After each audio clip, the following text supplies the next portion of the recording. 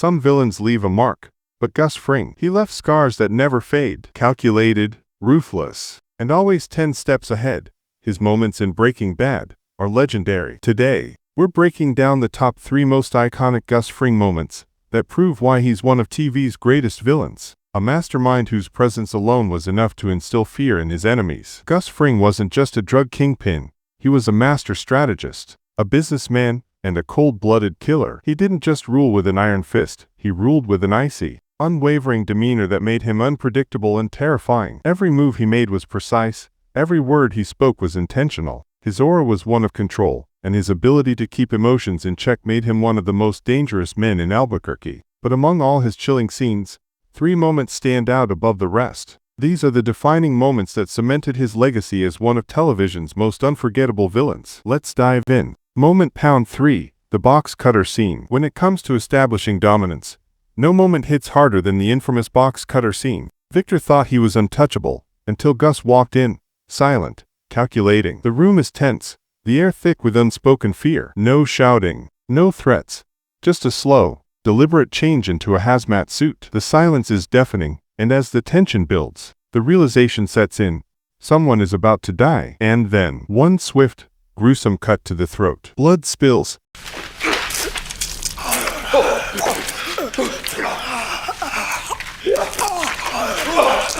Victor gasps, and the message is clearer than words ever could be. Disloyalty is not tolerated, and Gus Fring does not need to explain himself. The sheer brutality of this act, carried out with such calm precision, sent shockwaves through the audience and solidified Gus as an antagonist unlike any other. It wasn't just the act of violence, it was the way he executed it.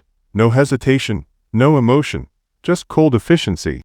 Moment Pound 2, threatening Walter White. Control isn't just about violence, it's about presence. When Gus corners Walter in the lab, we see a man who has mastered fear, not through outburst or rage, but through sheer certainty in his own power. As he delivers that chilling, emotionless threat, "I will kill your wife, I will kill your son, I will kill your infant daughter. I will kill your wife. I will kill your son.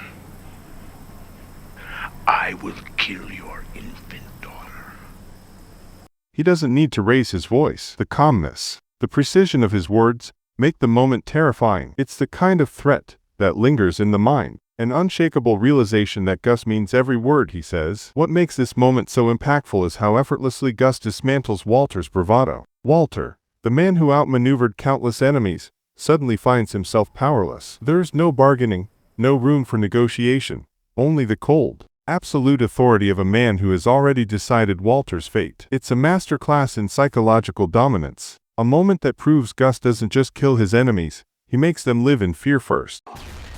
Moment Pound 1, the face-off. And of course, the most legendary moment of all, Gus Fring's final stand. He walks out of that hospital room, adjusting his tie, looking as composed as ever. For a brief second, we think he survived. How? He's still standing, still moving, and then, half his face is gone. It's a moment of sheer cinematic brilliance. Gus, the perfectionist, the mastermind, the untouchable kingpin, brought down in the most visually striking way possible. Even in death, he refuses to collapse immediately, maintaining the composure that defined him until his last breath, a final act of defiance before his inevitable fall. This wasn't just an ordinary villain's death, it was a moment so shocking, so meticulously crafted, that it became one of the most iconic scenes in television history, cementing his legacy forever. Gus Fring wasn't just a villain, he was a force of nature, cold, calculated, and utterly terrifying. Whether it was his brutal efficiency, his chilling threats, or his unforgettable end,